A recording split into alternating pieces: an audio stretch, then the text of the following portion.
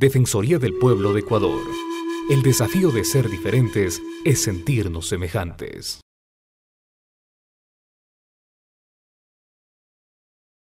A mí me parece, para mí es súper claro que es distinto como litigante ganar un caso que incides en la vida de esa persona y es súper importante y los abogados tenemos que meternos ahí y es maravilloso. Pero cuando uno incide en políticas públicas, quizás no ve la cara de la persona, pero son miles y millones de personas que pueden beneficiarse. Así que el impacto de tiempo entre el uno y el otro es enorme. Puedo decirles que no soy un experto en esto, entonces estoy metido en esto, me resulta difícil, pero al mismo tiempo sé que es terriblemente importante, terriblemente importante. Así que, y creo que hay que hacerlo, más aún cuando ustedes trabajan en gestión pública y tienen ese mandato, ¿no? Así que yo voy a hacer una introducción medio crítica, media estratosfera, como dice el Cristian, pero ya ni modo, porque si no hago eso, yo mismo me aburro. Y vamos a ver cómo nos va. Entonces, voy a contar un poco entre antecedentes, entre lo que consiste cada indicador, en las dificultades, las ventajas, los retos y también los problemas que puede tener un indicador. Tampoco es todo el indicador. ¿Qué estoy haciendo? Ya, ahí vamos a ver. Ahora sí, la primera es esta. Muy bien. Este es un discurso que se pegó Saramago cuando inauguró el Foro Social, que a mí me fascina. No sé si han oído, Las campanas de la justicia. Están en internet en todos lados. Es un cuentito bien chiquito. A mí me gusta mucho Saramago. Y él solo contó el cuento para inaugurar el Foro Social. Y el cuento, Cristian, ¿te acuerdas? Sí. A ver, cuenta un poquito. Bueno, hablaba de un pueblo campesino, Sí. donde había un abuso constante del terrateniente frente a los que tenían pequeñas propiedades. Y decía, bueno, el contexto era que siempre en la iglesia tocaba... Ya, pero no te vayas tanto, no te vayas tanto. A ver si, ya. ¿Qué pasa ahora con la campana? Pero siempre en la iglesia tocaba la campana para que la gente acuda a misa. No, era mucho más del significado. Ese era uno de los sentidos de la campana. Nosotros ahora hemos perdido la cantidad de formas de expresión de la campana. Uno de esos era el de misa. Ping, ping, ping, ping, ping. Ya, el otro... Y también llamaba para los funerales. Los cuando la funerales. gente moría, ¿no? Hay un sonido distinto. No sé si en algunos lugares de provincia todavía la campana sigue teniendo sonidos distintos. Funerales uno, evidente. El otro es llamada misa. ¿Qué otro hay? Doblan cuando ha fallecido alguien. ¿Doblan cuando fallece alguien? Claro, así es. ¿Qué más hay? La hora. La hora.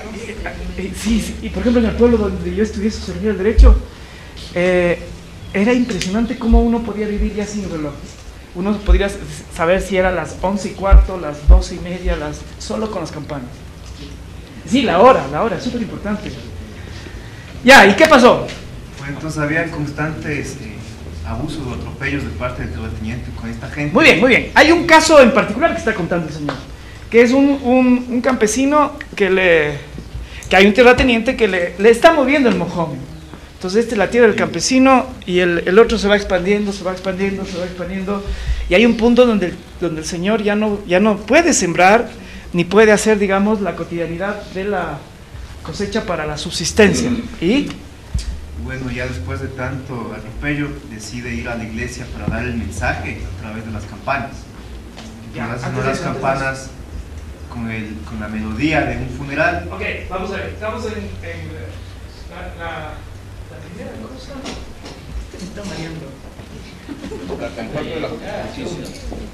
Ya, ahí estamos, ok. Entonces ahí está usurpación de tierra. La primera reacción del campesino, Cristian, antes de irse al campanazo.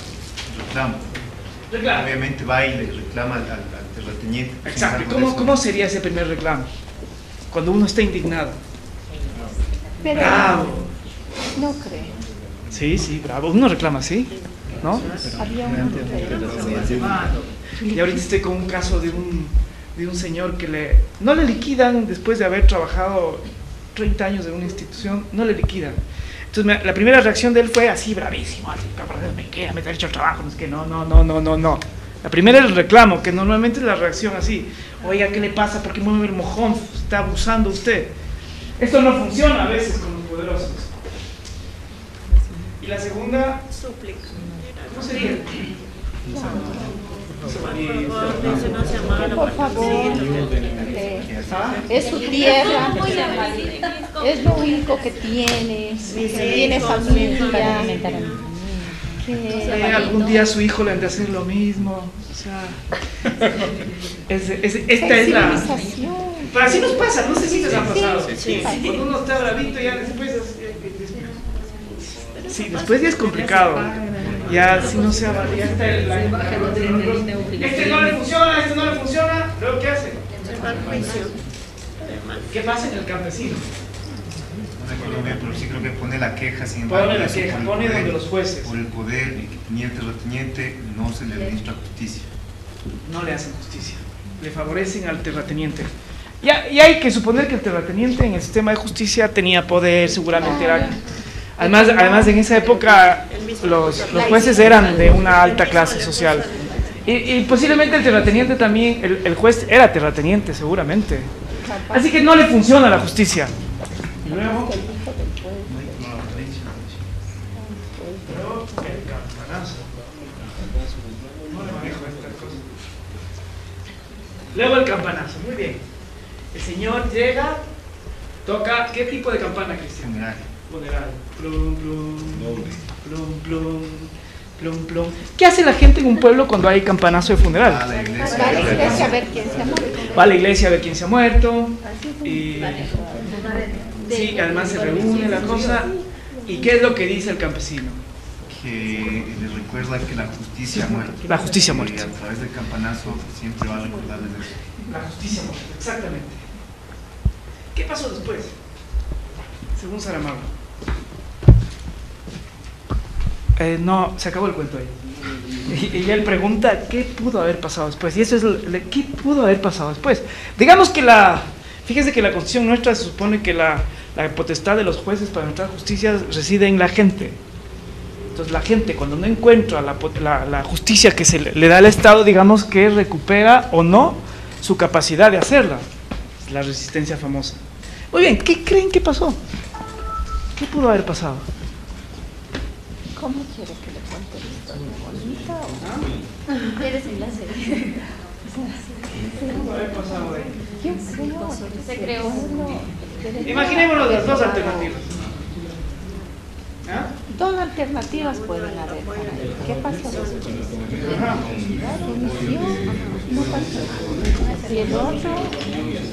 Muy bien, la una es que el pueblo decide apoyar la demanda del campesino, decide que hay una injusticia, se mueve, se organiza y puede ser que presione al juez o puede ser que mueva al pueblo los mejores. Pero es cuando el pueblo se mueve, es cosa seria. Por eso, ya esa es la una alternativa. La otra, ¿cuál puede pasar? Que no pasa nada. Que no pasa nada. Que tuvieron temor. No ha sido un muerto real de carne y hueso y se va. ¿Qué es lo que hace que el pueblo reaccione de una u otra forma? La conciencia. La conciencia, exactamente. Y en los derechos sociales son las cosas que voy a mencionar después. El problema es la conciencia. Los pobres no saben que tienen derechos. Pero yo creo que también a veces, o muchas veces pasa que no necesariamente ese hecho va a tener un final feliz, pero sí puede dar pauta precisamente para eso, para tomas de conciencia quizás que después de 20, 30 años digamos, ¿no es cierto? Esta indignación, la gente logre. No sabemos si se indignaron. Aquí esperaríamos que sí, al menos como le cuenta a él que efectivamente hay una injusticia. Pero también a veces más que la conciencia, que generalmente es difícil que las personas tenemos conciencia, es el miedo de que a nosotros nos pase lo mismo. Entonces a veces actúan de una manera preventiva. Entonces dices, no va, por si acaso nos vaya a hacer igual. Pero igual es conciencia. Sí. Pero eso tampoco es fácil. Por ejemplo, ahora que destituyeron a estos dos jueces de Corte Nacional, yo les digo, vean, hay un montón de jueces que están pasando igual que ustedes. Coja la bandera y van a ver cómo los demás jueces se proyectan con ustedes. Pero no hay forma. Pero ahí no es fácil. Hay miedo, hay desconocimiento, lo que sea. Muy bien, en los test. Yo puse desalojo forzoso porque en esa época había, esta es una cosa que presenté en Chile. En esa época en Ecuador, en Quito, en Guayaquil había pasado varios desalojos. No sé si se acuerdan estos de las... Yo me acuerdo haber visto ¿han visto los desalojos cuando las mujeres aparecen en la televisión? O sea, al principio son bravitos, el Valerio Estacio, no sé qué, nosotros, una organización, perfecto, maravilla, y resulta que ya nada más funciona. Luego cuando están los payloaders, las cosas, les gusta a la gente. Sí, con mucho miedo. Luego hicieron nada, aquí hay una metáfora que no sé si vale o no vale. Aquí hay el grupo de trabajo, lo que sea, puede ser Naciones Unidas, puede ser la Defensoría del Pueblo, la verdad, puede ser lo que sea. La verdad es que en lo que nos toca ahorita es la Defensoría del Pueblo. ¿Puede la Defensoría del Pueblo ser la campana? Creo que no les queda otra, tampoco ustedes son justicia ni nada. Es la campana la que llama la atención a través de un informe. ¿Será? Debería ser. Acá estaba yo explicando el grupo de trabajo y a nosotros nos encantaría hacer la campana. Que diga, oiga, Estado, tilín, tilín, tilín, está regresando en sus políticas públicas. ¿A quién le toca aquí en Ecuador? La verdad es que yo creo que sí a la Defensoría, ¿no? O sin duda alguna, ¿no? O sea, ¿quién tiene el mandato constitucional? Los jueces tienen en su ámbito específico de casos concretos. Los legisladores en sus normas y en general, sobre todo los actores que pueden jalarse. La Defensoría del Pueblo, ¿no? Sí. También el Ministerio de Justicia y Derechos Humanos. Pero hay menos, porque el ministerio no le puedes pedir que se vaya. Es parte del Ejecutivo. Sí, es parte de la cosa. Yo me acuerdo que una de las cosas que peleábamos cuando yo trabajaba en el Ministerio de Justicia es, claro, no puedes salir públicamente y decir, oye, el Ministerio de Salud te jalaste, compraste ambulancia. O sea, yo decía que el Ministerio de Justicia tiene que hacer por debajo todas las cosas. Sí. O sea, no le va a acusar el mismo gobierno a la otra agencia del gobierno. Pero la Defensoría del Pueblo sí tiene su autonomía. Ok, entonces la campana, digamos que es la Defensoría del Pueblo. El campanazo, uno de los campanazos, podrá ser los indicadores. Porque la idea de la campana en el cuento es que llamas la atención sobre algo. ¿Podrá ser el campanazo un indicador que saca la Defensoría del Pueblo diciendo que bestia se ganó en cobertura en educación secundaria, se llegó al 60% y este año bajamos al 45%? Expliquen por qué. ¿Puede ser? ¿Sí o no? Sí.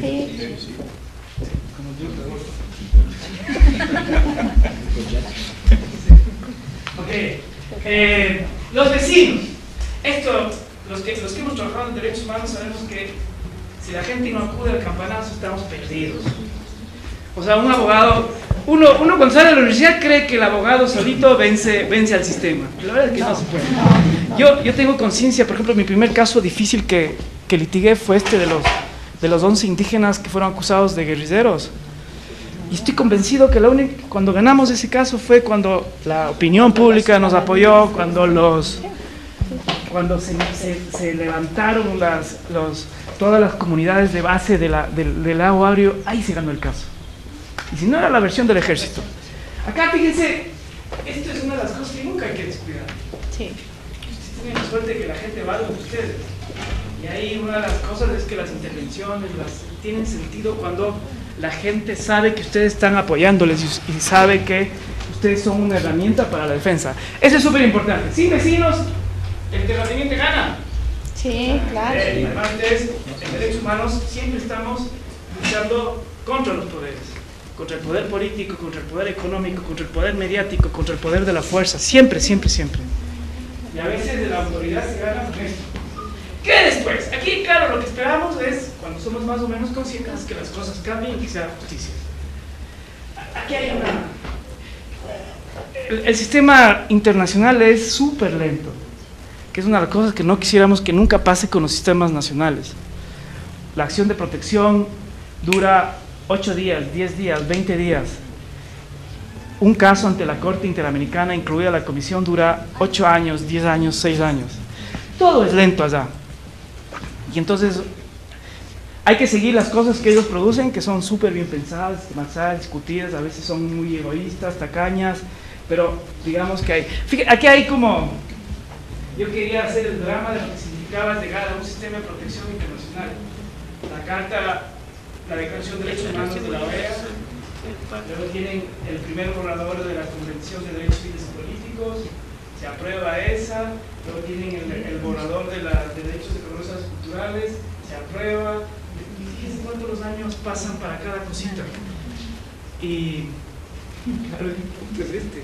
El sistema interamericano funciona, por eso cuando yo le oigo al presidente que quiere cambiar el sistema de protección de derechos, digo, sí, presidente, pero no cambien las cosas que no son problema. Quiere cambiar la relatoría de libertad de expresión, que está funcionando bien. Quiere cambiar las medidas cautelares, que es una de las pocas cosas que funciona bien. Quiere cambiar la sede, que bueno, ya que no es lo más importante. El problema es este. que cada 9 años, porque este sistema de protección, en general los sistemas internacionales son los estados que acuerdan favorecer los derechos de la gente, acuerdan entre ellos proteger a su gente. No es el estado bilateral en donde acuerdan el Tratado de Libre Comercio, las fronteras. Son tratados donde se trata de los derechos de la gente. Pero a mí me parece que cuando nos están quitando cosas, a mí me parece que, o sea, el Estado negocia lo que le dé la gana cuando se trata de cosas del Estado, pero cuando se trata de obligaciones hechas a nivel internacional para proteger a la gente, ahí hay que pronunciarse, ¿no? Ok. Este grupo de trabajo, y más o menos podríamos proyectar con la Defensoría. A mí me parece maravilloso saber que casi todos ustedes son nuevos y que están de alguna manera refundando la Defensoría del Pueblo. ¿Sienten eso? Yo soy una de las personas que nunca creyó en la Defensoría del Pueblo porque fue un órgano súper politizado. O sea, la Defensoría del Pueblo se creó así. Oye, el Partido Social Cristiano, dame tu voto, te doy 3 puestos en la Defensoría. Dame tu voto, partido PRE, y te doy 3 y te pongo la Defensoría en Esmeraldas. Así se creó. Y a mí me parece ahora lo que he estado escuchando, casi ustedes pasaron por un proceso de selección. Y todos son nuevos. ¿Cuál será la persona que más tiempo está? 3 años. ¿Quién da más? ¿Quién da más? ¿Quién da más? ¿Quién da más? ¿Cuánto? 12 años. 12 años. Esta es memoria histórica ya.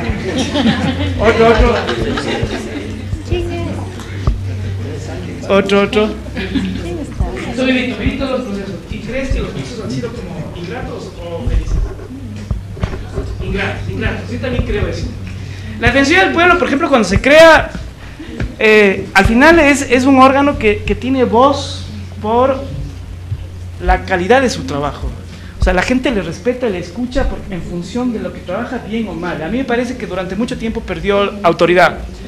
Yo estoy sintiendo que están, y acá solo el hecho de ver tantos activistas de derechos humanos que he conocido a lo largo de mi vida, o sea, me da la impresión de que realmente quieren dar un vuelco importante. Así que digamos que ustedes están arrancando. ¿Sienten eso? Sí, el hecho de las planificaciones. Ahora, ayer leí al defensor que estaba reestructurando los presupuestos, decía que va a poner oficinas en no sé dónde que nunca ha habido. O sea, me parece que están como refundando la Defensoría del Pueblo. Muy bien, arrancar no es fácil. Ganarse autoridad no es fácil. De hecho, este hecho de que confundamos a veces la Defensoría del Pueblo con la Defensoría Pública es un problema. Muy bien.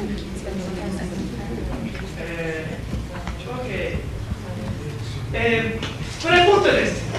Me parece que, creo que nosotros los que estamos aquí, el Cristian, el Guillermo, todos los que estamos acá, al final venimos con la idea de que ustedes tengan herramientas para la lucha desde el fondo, desarrollar las potencialidades al máximo que tiene la Defensoría. Entonces una de esas va a ser esta de la...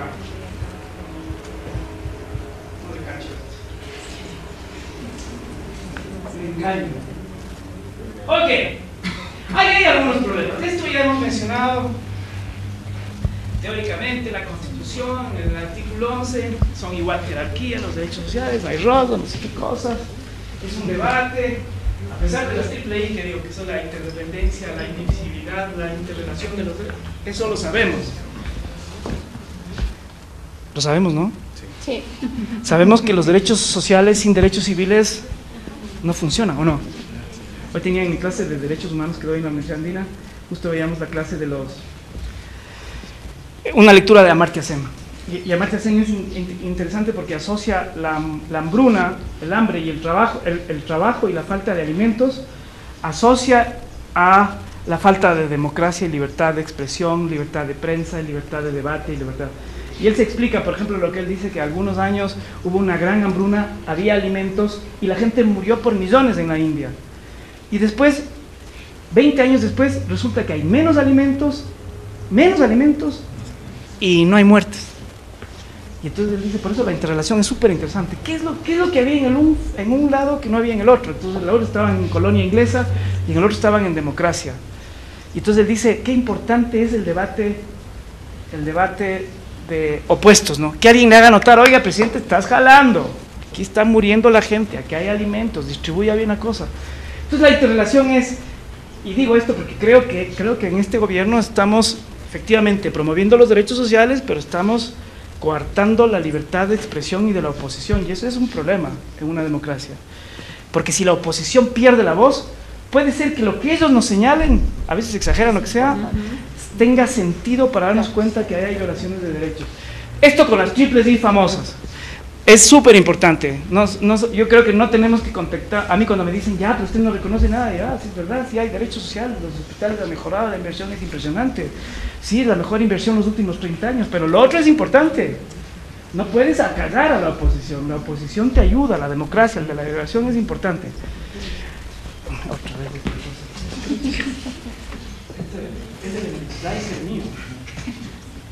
Ok, a pesar de que ayer mencioné algo del libro del costo de los derechos de Holmes de Sustain, el dualismo existe, es una realidad. Los dos pactos tienen formas distintas. Estamos a punto de que se inaugure el Comité de Derechos Económicos y Culturales para recetar denuncias de que no solamente haga informes. Este dualismo existe. Aquí hay una cosa, está metido, digamos, hay una cosa ideológica y una cosa también de carácter práctico ahí, lo ideológico. Y yo soy de las personas que cree que la ideología es necesaria, pero también la ideología puede ser muy perversa para la vida. Y hay algunas cosas ahí, por ejemplo. ¿Por qué la pobreza no se habla con lenguaje de derechos? Porque al final, ¿quién es un ser pobre?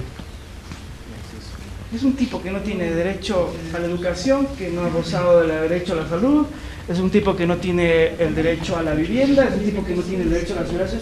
Al final, si ustedes se dan cuenta, la pobreza es una suma de violaciones de derechos económicos, sociales y culturales. Pero así, tráiganme un pobre y solo le vemos y van a ver que no tiene vivienda, no tiene vestido, no tiene nada, no tiene nada. Por ejemplo, ahí hay una cosa ideológica, pero le llamamos pobreza. Y la pobreza no nos angustia tanto como, por ejemplo, el genocidio. O sea, matas a 3 millones de personas y es genocidio, y la comunidad internacional, derecho penal internacional, la corte, no sé qué. Matas a un montón de personas progresiva sistemáticamente en el tiempo, la pobreza, y no te genera la misma angustia, ¿no? ¿O sí? La mortalidad infantil, ¿cuánto es la tasa según la Atlas de...? Pero será unos 34 por 1000, más o menos. O sea, es 34 cada 1000 niños están muriendo en nuestro país por falta de vacunas. No nos mueve nada. Y en cambio, si es que los policías municipales pegan a los de Alianza País, el drama 5 días en la prensa, ¿no? Entonces fíjense, la ideología es este fenómeno tan interesante que te crea la realidad y al mismo tiempo te oculta una realidad. Yo pongo el ejemplo ahí de esta película que me llamó tanto la atención, no sé cómo le tradujeron al español, pero es sobre la muerte de Bin Laden. Es increíble, yo decía que bestia, si no tienes un poco de conciencia estos gringos te comen vivo. Es una película que comienza así, además la escena, ustedes ven la tortura, y el tipo le cuelga, es una cosa que dice, se va desarrollando la película, y al final acaba muerto Bin Laden. Y después el mensaje que uno lleva es, los medios extremos, ya no es tortura, los medios extremos fueron necesarios para vencer a este desgraciado. Y ustedes ven cómo se allana el domicilio, cómo se invade las fronteras, cómo entran matan al guagua, matan a no sé qué, es toda una cosa así. Pero los gringos lo ponen de tal forma que uno siente alivio de que le mataron a Osama.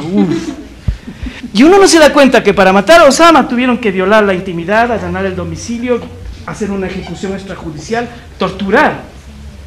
Fíjense eso. Fíjense eso. Esa laptop es de gobierno. Es de la época de Muecay.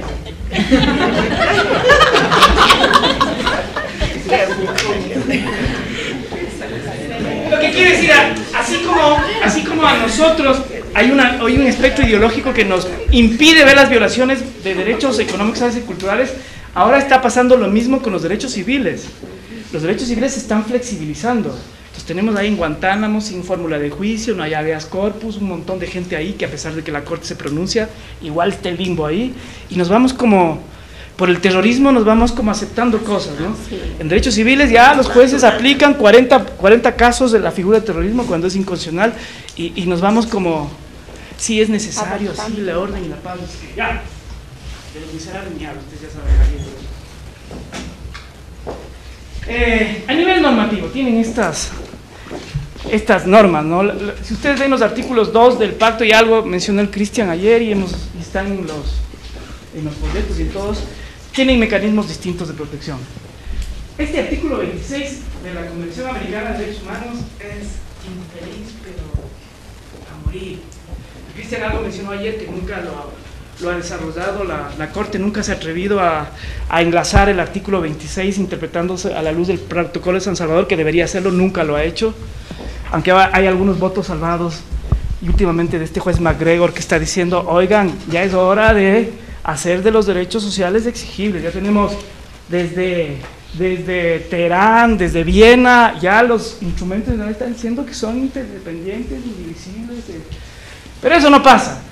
Este artículo es otro artículo del tratado, el 19, que es el mecanismo de protección del sistema americano, que dice, los estados informarán y de acuerdo a lo que se resuelva en la OEA. Y si no era porque el Víctor Abramovich se metió como comisionado, ese artículo no tenía sentido de nada. Pero lo interesante de ese artículo 19 ambiguo, de ese artículo 26 ambiguo, que no dice nada y que hace referencias a documentos que nadie encuentra, es que esos artículos ambiguos, como son los derechos en general, si es que uno tiene buena fe y uno tiene sensibilidad por la gente que lo sufre, tiene posibilidades de desarrollarlo. Y a mí me parece que el artículo 19 es un ejemplo de esos, de cómo activistas de derechos humanos, entre los que está el Cristian, el Víctor Abramovich, la Laura Pautasi, pudieron hacer un grupo de trabajo que ya tiene miembros, aprobado por ellos, y ahora tiene unos indicadores para supervigilar. ¿Cómo lo hacen? Pura creatividad y puro compromiso. Por eso cuando uno encuentra una norma ambigua y dice, ¿qué será la vivienda adecuada? ¿Qué será el hábitat? ¿Qué será la nutrición? Para el que no quiere hacer y el burócrata, eso es un obstáculo. Para el que está comprometido con la gente, es una oportunidad. Y aquí esto nos favoreció. Ok, el gran esfuerzo que han tenido el Víctor cuando hizo el informe de justicia, esta Laura, este caballero de acá también, es distinguir los típicos informes, el típico indicador social del indicador de derechos. Si ustedes ven, por ejemplo, este atlas de la ¿cómo se llama? ¿Atlas de qué es? El atlas de desigualdad socioeconómica no es un atlas de derechos, es un típico atlas de indicadores sociales. Ayer hicimos un esfuerzo, bien o mal, de intentar darle lenguaje jurídico o una interpretación jurídica a un atlas que no tenía el sentido. El indicador de derechos humanos, en cambio, sí es un indicador que está pensando no en la situación social, sino en la violación o no de los derechos. Y hay algunas diferencias. Una es esta: el fenómeno social aislado. ¿Alguien se acuerda de algún dato de ayer?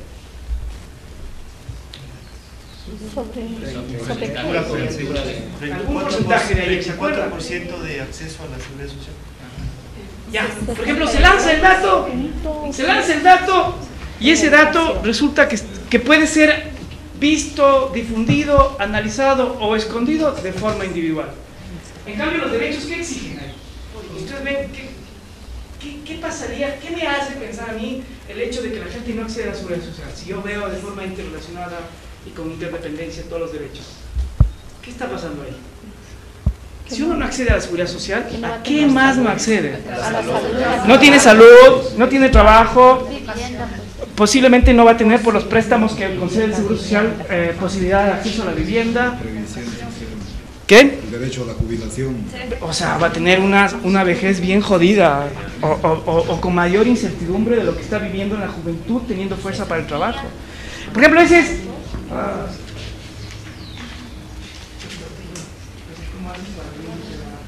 esa es la una.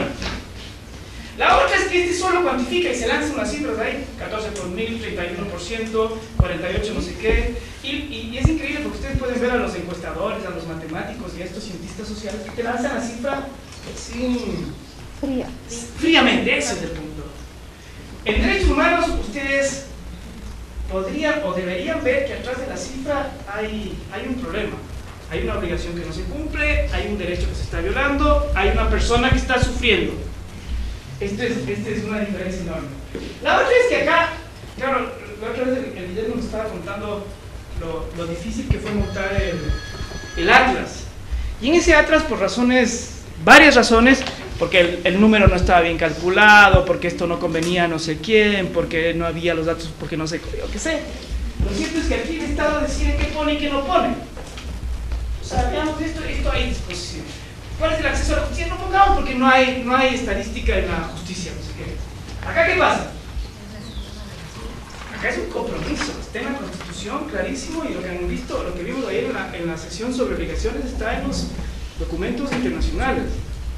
Y en políticas públicas no se puede hacer eso sin información. Acá es estadística y acá son derechos fundamentales, son derechos de las personas, por lo tanto son obligaciones correlativas del Estado. Muy bien, hay tres tipos de indicadores. ¿A qué suena cada uno de esos? Hay estructurales, hay de progreso, hay de resultados. ¿A qué suena el estructural? ¿A qué suena el estructural? Muy bien, ¿cómo está el Estado? O sea, si usted quiere moverse de aquí a Quito, la pregunta es, ¿qué tiene para moverse? La vía. Y entonces puede ser que usted dice, no tengo nada, no tengo plata, no tengo gasolina, no tengo nada. Entonces, ¿cómo le toca irse a la persona?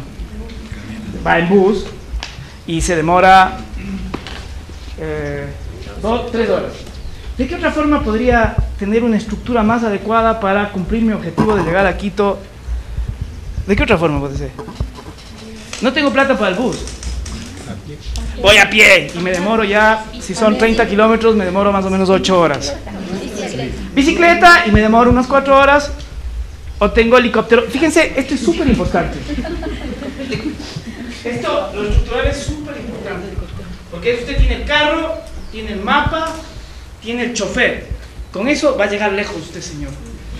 Puede ser que la estructura sea absolutamente desastrosa. Entonces, usted tiene discapacidades distintas, no tiene plata, no tiene chofer, no tiene mapa. ¿Qué va a pasar con ese? Lo más seguro es que se pierda. Y en vez de llegar a Quito, llega al Castillo de Maguaña. Esto es estructural. Ya van a ver cómo se está. Pero esto es súper importante para los derechos. Se necesita una infraestructura para satisfacer derechos. Esto es medio obvio, pero digamos que hay que cuantificarlo. Hay que cuantificarlo y hay que... El progreso, ¿a qué suena? Avances, muy bien. Por ejemplo, ustedes quieren irse La Carriona, Quito. ¿Cuáles serían así indicadores de progreso? Una buena vía. ¿Una? Una buena vía. Sí, perfecto. Está construida, pavimentado el camino, excelente. Está empedrado, tiene que irse por la montaña, excelente. Es indicador de progreso. ¿Qué otro? Alternativa, pero más. Tenemos que... Exacto. Ha llegado a Sangolquí este señor, perfecto. Está... Más cerca para llegar a... Sí, pero queremos llegar a Quito. Entonces el indicador de progreso es que llegó a Sangolquí. ¿Qué pasa si dice, está llegando a La Tacunga? Estamos jodidos. Este tipo está retrocediendo. Ese es el progreso. Y ustedes dicen, en la mitad del camino hubo agua, el puto a hidratarse, y está llegando, digamos, está llegando. Exacto, está progresando. Normalmente los órganos internacionales van a felicitar y van a dar aliento, siga. Y cuando se dan cuenta que se están yendo al otro lado, va a decir, aquí hay una cosa grave, llama profundamente la atención, lenguaje diplomático. ¿El resultado? Sí. Por ejemplo, ¿cuál sería el resultado de nuestro ejemplo que estamos poniendo? El nivel de satisfacción. Ya cumplió algunas metas. Llegó al puente 8, que es la meta, llegó al puente 2, la una, llegó al peaje, la meta 3. Bien. Por ejemplo, son resultados súper concretos. O llegó a Quito. Pero está ubicado en el Machanga. Transmitido debajo de... Eso es la aventura. Sí. Ok. Después quisiera, no sé si Esther tenemos algunas copias así para que vean ya en lo concreto. Dale.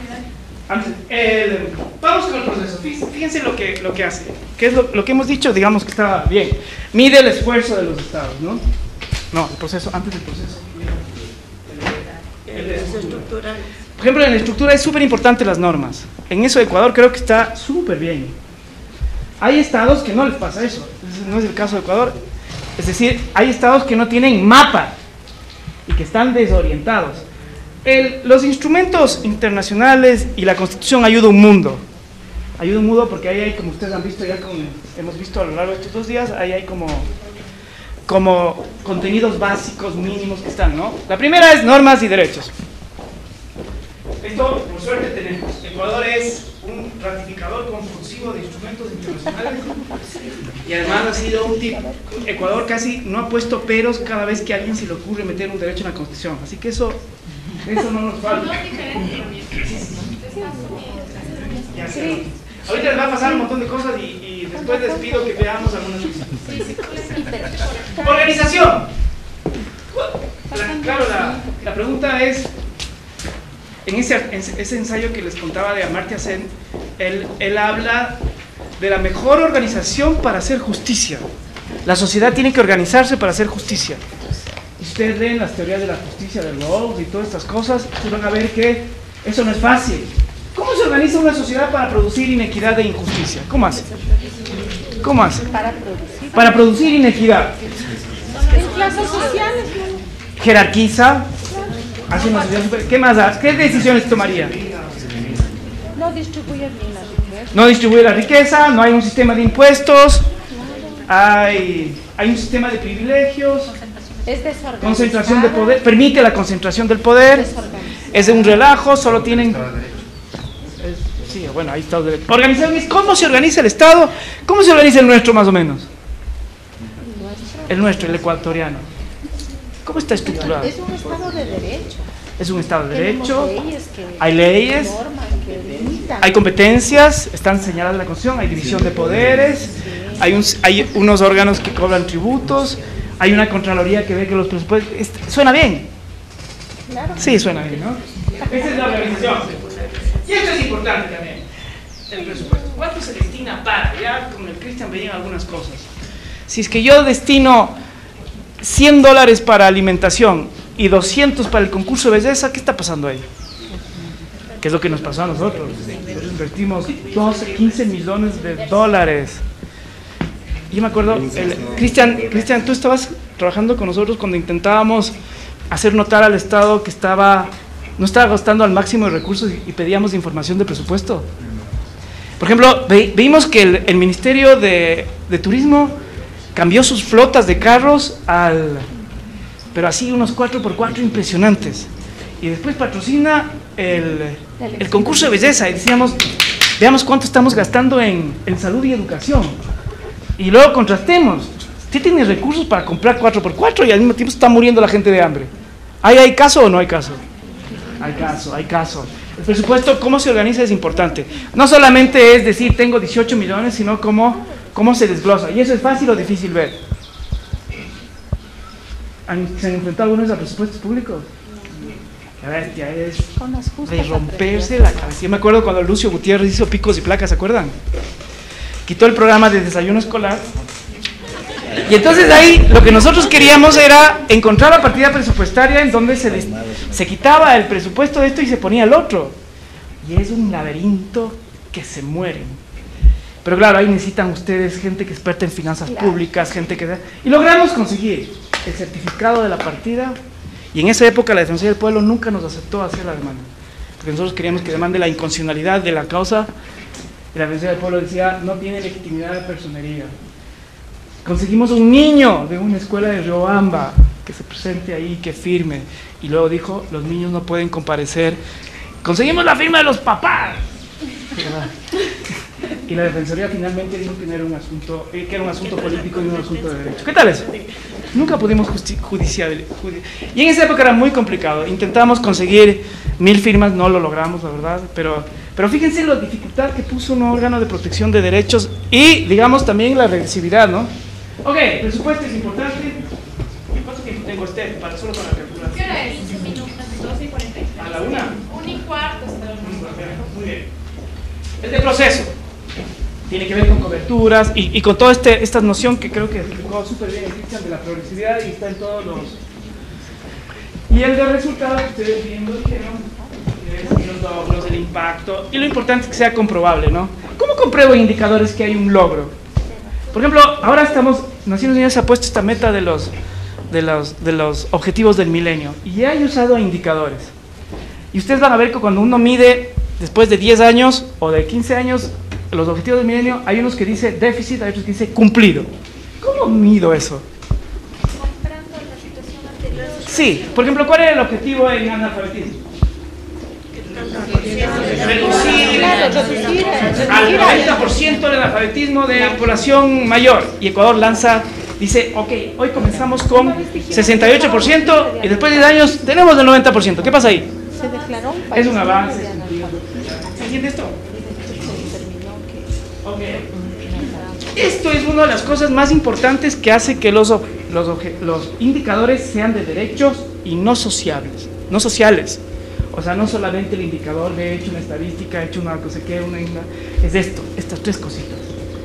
La una es la igualdad de la discriminación, ejemplo, ya ustedes han ido mencionando en estos días de eso. Ejemplo de igualdad y discriminación en indicadores que se puede ver, algo lo mencionaron ayer. El tema del acceso de educación, el tema de rural a la salud. El acceso al sector rural a la salud, en el sector urbano sí, ayer se puso educación. Entonces yo tengo un índice que dice que las adolescentes embarazadas no están estudiando, quiere decir que ahí hay un fenómeno de discriminación del sistema escolar hacia las mujeres embarazadas. Esta es la una, súper importante. El otro es este. Si los derechos son exigibles, quiere decir que puedo exigir de muchas maneras. Según nuestra Constitución, le puedo exigir al Parlamento que haga una ley adecuada, le puedo exigir al gobierno que haga una política pública adecuada, y si ellos no cumplen, las garantías jurisdiccionales. Este es súper importante. Por eso, sistema que no tiene garantías jurisdiccionales es un sistema que no está considerando como auténticamente derechos exigibles a los derechos, ¿no? Y el otro es súper importante. Perdona que te moleste. ¿El otro qué es? Este es vital. ¿Tú habías visto un libro con el Víctor sobre información? ¿Sí, no? ¿Cómo se llamaba este?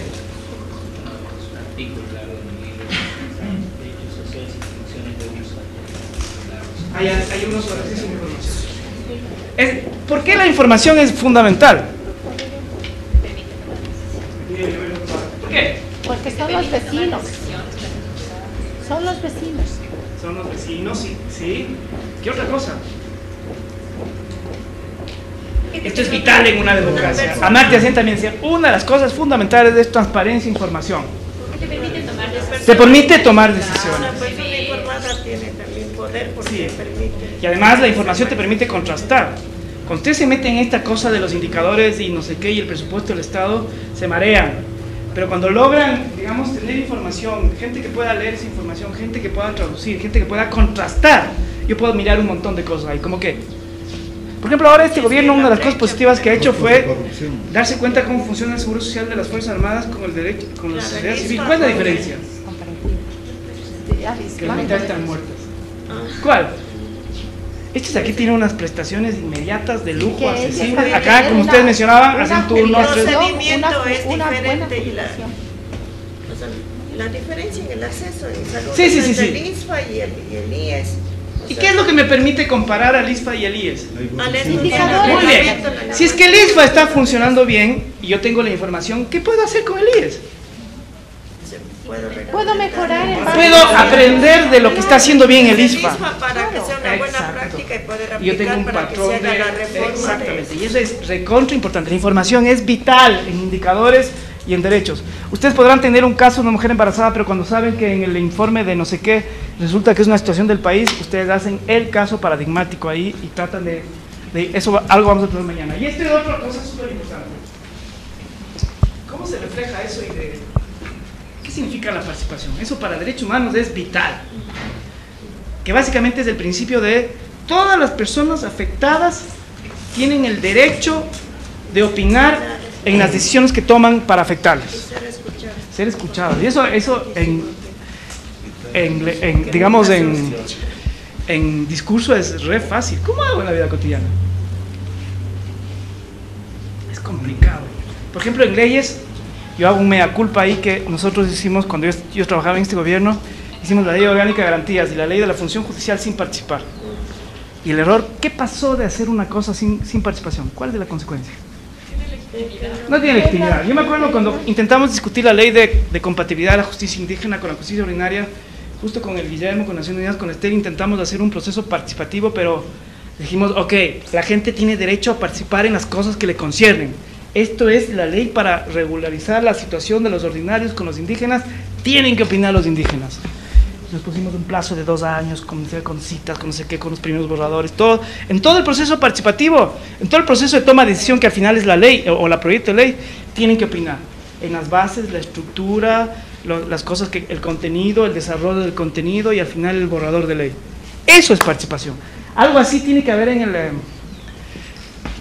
en la formulación del plan del buen vivir. Sí. Podemos leer el artículo 86 solo para ver la importancia que tiene eso. El 86, creo, de la Constitución.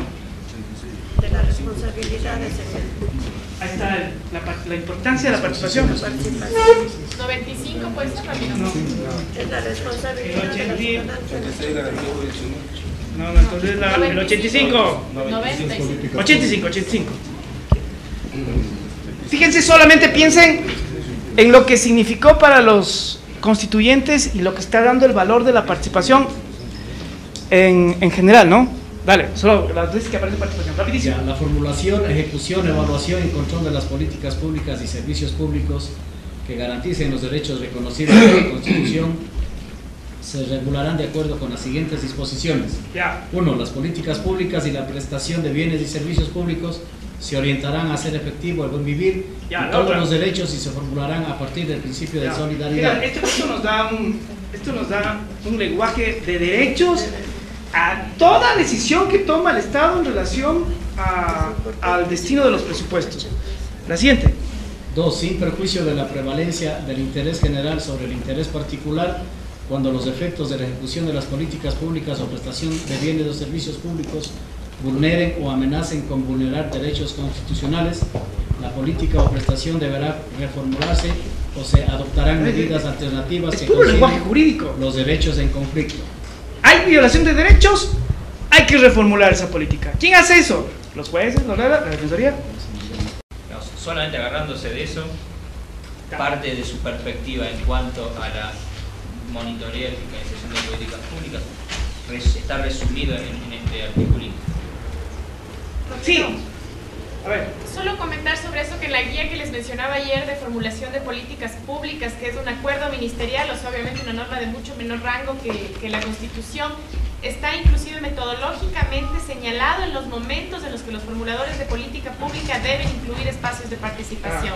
Por ejemplo, en el diagnóstico, en la definición del problema y sus causas, en el momento de formulación de alternativas de acción, es decir, frente a ese reto que los planificadores nos decían, bueno, pero ¿y el tiempo? ¿Y en qué momentos? Inclusive se llegó a destrabar un poquito eso y decirles en ABC momento, consúltense a través de los consejos ciudadanos sectoriales, que son los mecanismos establecidos para participación, o con otros mecanismos también. Pero hay algo ahí más concreto y momentos inclusive de lo que la Defensoría podría decir, bueno, y ustedes están en la Constitución, tienen una guía, ¿en qué momento ustedes llamaron o convocaron o establecieron ese mecanismo, o hicieron uso de ese mecanismo de participación?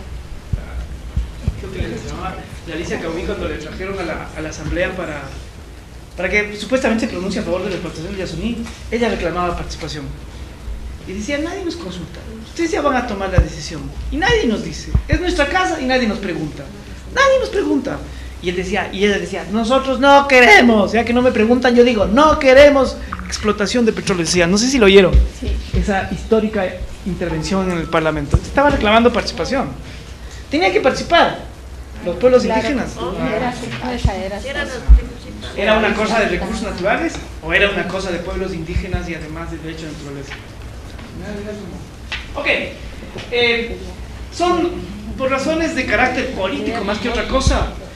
La OEA aprobó en 2 grupos, en 2 agrupamientos los indicadores. Por suerte ahora están aprobados todos, pero la lucha era esa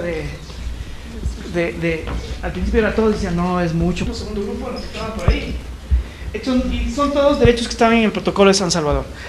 El primer informe que tiene que presentar el Ecuador, y al mismo tiempo, la primera vez que uno decide hacer por indicadores, tiene que hacer una cosa que los planificadores llaman línea de base. El primer informe de los estados, eso les hemos dicho a los estados, a ustedes pongan lo que tienen, no tenemos, pongan lo que tienen. Tenemos 5, ponga 5. Lo que usted tiene, en función de lo que usted tiene, se va a medir, eso es lo importante. Se necesita saber de dónde ustedes comienzan para después saber en 2 años si es que han mejorado o han empeorado. Pero la primera cifra es lo que hay. ¿Conviene valorar esa primera cifra? Y decir, aquí hay violación de derechos. ¿Conviene o no? La línea base. ¿Conviene valorarla y decir aquí hay? Sí, se debería, pero lo mejor es no desestimular. Es decir, ustedes, no sé si tienen todos los indicadores por ahí. Podemos irnos a una tabla de por ahí. Van a ver que la tabla no tiene números. Porque lo que los estados tienen que hacer al principio es poner números. ¿Están en la tablita? Una tablita. Sí. La tabla salió feísima. Ya, una aquí, ya. ¿Con qué derecho estás aquí? Ya. Fíjense, cualquier casillero de la tabla, fíjense lo que dice. Cualquier casillero. Dinos de qué se trata. Tipos de indicadores. Derecho a la seguridad social. Ya, seguridad social. Indicador. Ratificación estructurales. Ratificación Un estructural. por parte del Estado de los siguientes tratados internacionales. Nos olvidamos de Ecuador en ese indicador. ¿Qué pasaba si es que Ecuador dice no ha ratificado el protocolo adicional del Comité de Derechos Económicos y Culturales? Decía no. ¿Qué habría que hacer ahí? Lobby, la Defensoría dice ratifique, por favor, esto conviene, es bueno para el pueblo, lo que sea. Sí, nos olvidamos. Vamos con uno de progreso, de proceso. Uno cualquiera. ¿Tienes tú a la mano ahí? Tiempo promedio de reconocimiento del derecho a pensiones o jubilaciones. Muy bien. Por condición de actividad. Fíjese, ahí hay que poner un número. Tiempo promedio de reconocimiento de pensiones. Desde que la persona sale de trabajar hasta que tiene la pensión, ¿cuánto pasa? Y por ejemplo, tengo mi suegro que va 6 meses y no le dan su pensión. Casi más de un año, más o menos. Casi más de un año. Eso, Mi mamá se jubiló. entonces yo pongo un año. Eso es lo que he alcanzado a ver. Después de 3 años, ¿qué esperaríamos ver? Que sea menos. 10 meses, 6 meses. Cuando hay 3 años, ¿qué hay que hacer?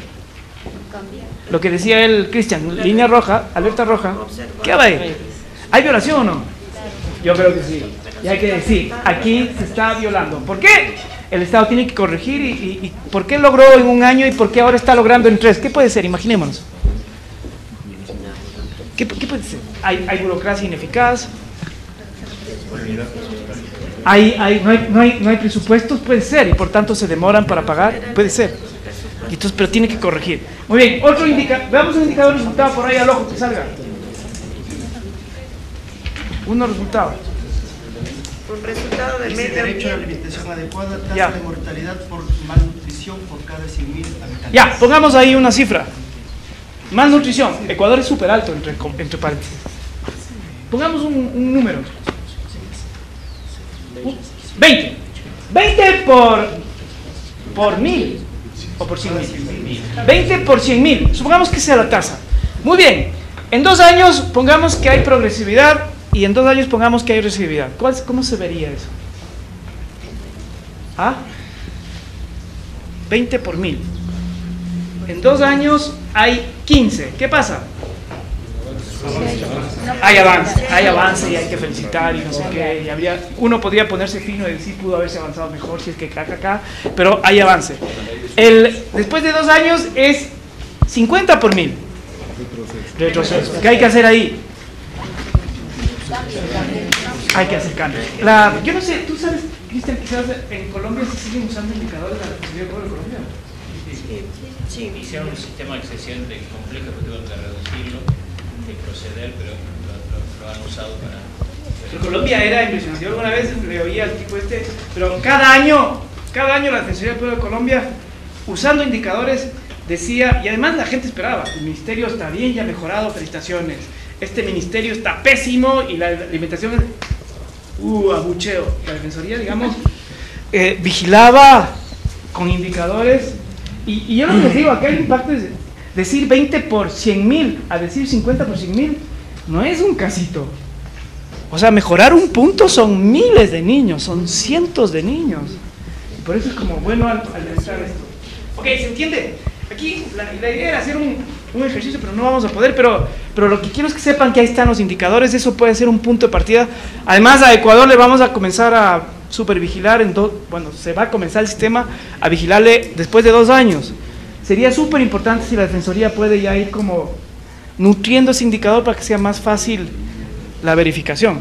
Además, fíjense en el eco. Suponiendo que ustedes adoptan los indicadores de derechos sociales, fíjense en el impacto. Ustedes hacen un informe y después tiene eco en el sistema interamericano. O sea, la llamada de atención para aplaudir o para abuchear tiene resonancia, ¿no? Que digo, me parecería que podría ser súper importante. Pero por ahí agregar una cosa, que aún la línea de base, aunque no, si uno parte de una línea de base, esa es la base para comparación con la propia evolución del Estado. Pero la línea de base por sí solamente me da alguna pauta de comparación con otros países de desarrollo similar, con otros países que tengan presupuesto similar, con otros países que tengan el mismo nivel de ingreso, así que aún con otros países de la región, así que aún cuando no pueda comparar intertemporal, cuando necesita algún tiempo para comparar la línea de base con el progreso, el primer dato ya me da algo. A veces me sirve para comparar con la prescripción de un estándar internacional que dice que debajo de tal está mal y debajo de tal es aceptable. Así que aún la línea de base ya es un elemento que me sirve para hacer análisis. Es fundamental.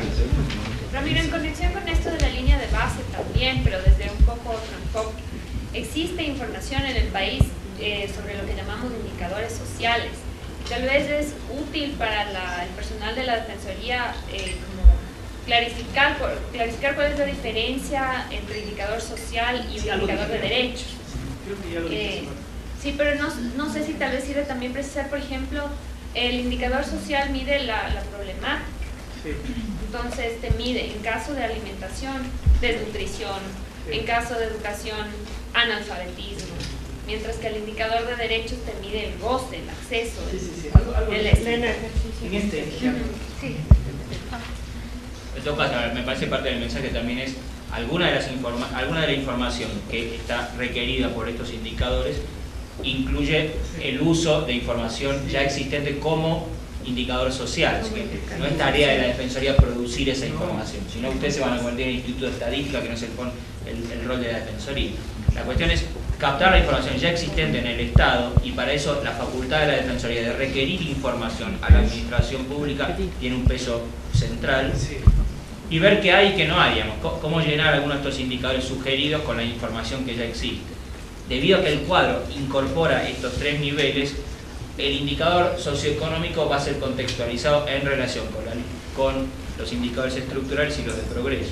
Así que eso da un marco mejor a la información que ya existe a la luz del marco teórico de los indicadores de derechos humanos. Y hay un detalle importantísimo más, que según la Ley de Acceso a la Información, el órgano encargado de la información pública, los portales de la verdad, es la Defensoría del Pueblo. Así que no solamente hay que pedir información para tener un mecanismo que pueda servir para monitorear las políticas públicas, sino que también es mandato de ustedes. Ustedes tienen que verificar que haya información accesible, que sea adecuada, que no se quede, que haya presupuestos, todo eso. Yo no sé cómo, Patricio ya no está aquí. ¿Cómo andarán con eso?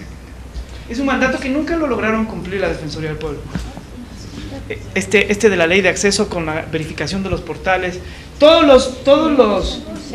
las instituciones públicas deberían mandar informes anuales. ¿Están haciendo eso? Sí. Pero es labor titánica. Acá ya hay una razón más para pedir esa información. Ok. El otro problema que se tiene con indicadores es este de la... Bueno, ahí hay un ejemplo que no sé si quieren oír, el Día de la Bestia, que estaba diciendo ayer. Vaya, ¿y el Día de la Bestia cuál es? Es una película de un vasco que se llama Alex de la Iglesia, es una película maravillosa. Bueno, a mí me gusta Alex de la Iglesia y todo lo que hace me parece genial. Pero es una película, ayer comentaba a propósito de Aranzazu, es una película de un cura, que recibe una revelación divina y que llega a saber iluminadamente que nace el anticristo y que va a destrozar el mundo, y entonces él cumple su misión de forma seria y va buscando entonces la misión de él era matarle al anticristo. Y va a buscarle, y sabe que va a nacer en Madrid, entonces mueve el País Vasco, y hace, ahí viene un montón de rollos, lo que sea. Pero al final le mata al anticristo, ¿no? Pero él y las dos personas con las que logra cumplir su misión están sentados ahí y dicen, oye, ¿qué hubiera pasado si no hubieras matado a este? Dice, hubiera destrozado el mundo. Y dice, y nadie se da cuenta. Y se acaba la película. Lo que quiero decir con esto es que cuando ustedes tienen información tan importante como esta de que puede salvar el mundo, no sirve de nada si es que no hacen una difusión adecuada. O sea, de nada sirve ese atlas si es que esa información no es leída, si no es digerida, si no es procesada, si no es utilizada de forma adecuada. Yo también otra vez insisto y creo que ese órgano especializado para eso son ustedes, de darle a la cifra el valor de transformación que debe tener. Ayer decíamos, ¿cuál es la cifra? La Seguro Social, 36%, yo qué sé. O la deserción escolar grandísima. Esa cifra no es nada. Puede ser que sea importante y el Ministerio de Educación está haciendo algo importante, pero quienes defienden a esa gente que está en ese porcentaje de gente que está saliendo, ¿quiénes? O sea, las ONG lo hacemos porque con lo poco que tenemos, pero ¿quién es el que tiene el mandato al final? Ok,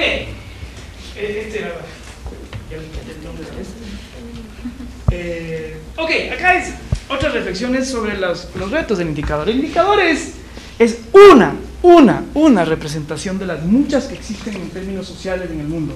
¿Cuál es otra representación? Entonces, aquí hay una representación que me dice 14 por 1000 desnutrido. Es una representación. Ayer algo mencionaba el Cristian también diciendo que los indicadores y los datos estadísticos es una entrada. Y luego tiene que haber otras entradas para poder dar esa información o la valoración de que hay una violación o de una insatisfacción o de que está perfecto todo. ¿Cuáles son otras formas de representar? El número es una forma de representar. ¿De qué otra forma? Y nosotros en el informe sugerimos, ¿de qué otra forma puedo representar la desnutrición? Deserción escolar. ¿Cómo demuestro la deserción escolar? Lo que quiero es, ya, tengo ahí un dato que es 14 por 1000 o 140 por 100.000, ya. ¿Cómo represento eso de otra forma que no sea solo el número? Con la evidencia. Un caso. Eso es fuertísimo, que es la información que se llama cualitativa. Yo tengo 14 por 1000 y aquí tengo la cara de la desnutrición. Aquí tengo la historia de vida. Aquí tengo uno de esos 14 por 1000 que come pésimo y que muere en 3 años si no cambia de nutrición. Aquí está. Entonces esto es importante. El indicador no suple otras formas de representar la realidad. ¿Otras formas de representar la realidad? En la cualitativa hay un montón. Ya una es una historia de vida. El otro es un caso que ha sido conocido por la Defensoría. ¿Qué otras formas hay? Testimonio. Noticia. Hago una rueda de prensa. Que aparece el defensor contando el hecho. Y eso, todos son formas de representación. Puedo poner dibujos, imágenes, puedo poner fotos, puedo poner... Arte, el arte de la forma, el valor del arte centralmente es ser vehículo de una representación que es compartida colectivamente. La idea de que el Guasipungo representa, esta es la magia del arte. El Guasipungo tuvo un impacto enorme. Si ustedes ven la fecha en que salió el libro a la fecha en que se hizo la primera reforma agraria en el año 66, fue una forma de representación impresionante, porque además la literatura te permite encarnarte en el personaje, si es que está bien escrito. Y entonces hoy en día que la gente lee menos, las representaciones visuales parecen ser más importantes. Los videos, los documentales, los gráficos, las caricaturas. Un ejemplo de lo que tú nos estás tratando ahorita es lo que pasa en África con el nivel de desnutrición.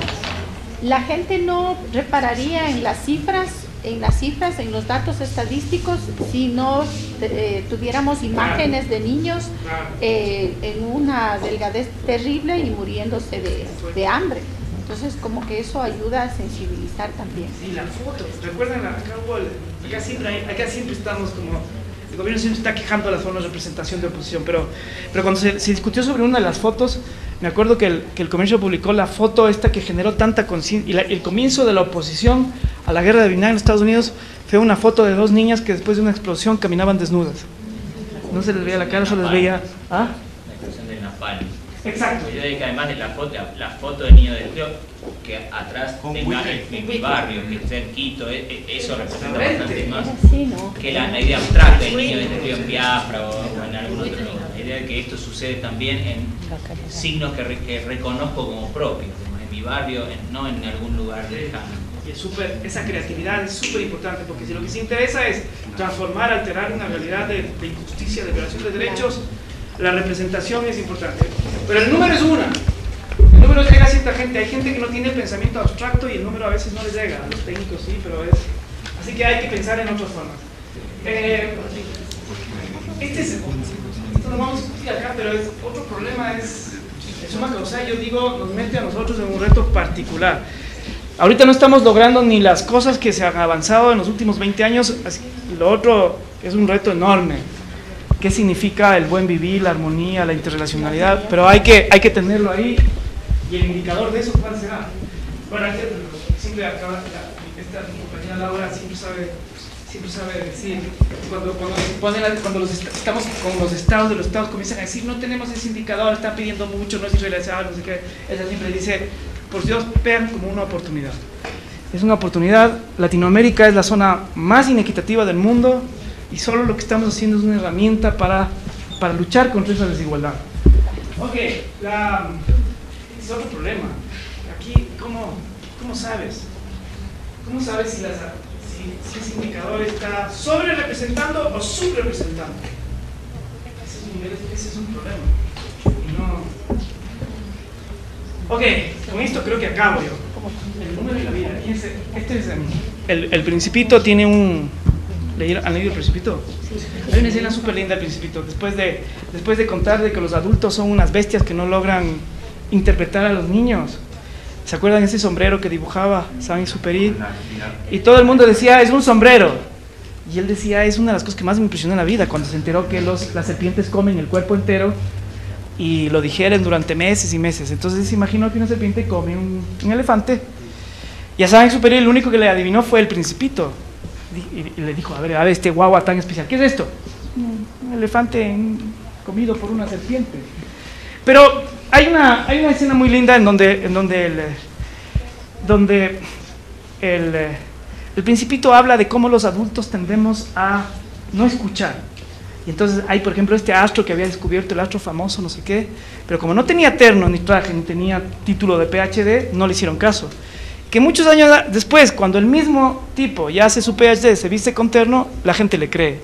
Y dice, los adultos son así, no ven lo esencial. Y una de las cosas es esta de la casa. Dice, cuando tú vas, al adulto no te pierdas tanto. Al adulto dile, ese carro cuesta $30,000 y dice, wow, qué lindo. El mismo carro le dice, cuesta $1 y dice, uy, qué feo. Si los adultos valoran todo con los números. Y aquí hago esto porque el número también puede ser súper tramposo. No nos podemos quedar en el número, y eso también es suma causal, sino que tenemos que ir atrás a poner caras a esa gente. O sea, 14 por 1000 de desnutrición infantil, ¿cuánto fue la cifra que citaron? Es un drama. O sea, hay gente que está viviendo ese drama. Cuando tú tienes deserción escolar o deserción en la secundaria, seguramente es gente que se está embarazando, que está trabajando, que está siendo explotada, que está yendo a las floricultoras, y eso... O sea, eso, digamos, siempre hay que ir atrás del número.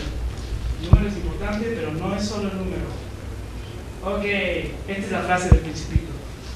Nosotros, los niños, las niñas, que sabemos comprender la vida, ¿no? Nos burlamos tranquilamente de los números, es el Principito. Lindo, ¿no? Con eso creo que ya acabo. Ahí voy a contarles cuento la Cenicienta de la versión original de Anderson. Quizás solo esto.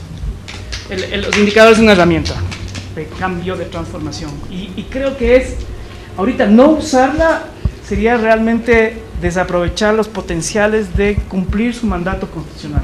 O sea, no usarla me parecería que sería desaprovechar la experiencia y desaprovechar las sabidurías que de otro lado están generando. Ok, nada, ahora sí a comer. Muchísimas gracias. Defensoría del Pueblo de Ecuador. El desafío de ser diferentes es sentirnos semejantes.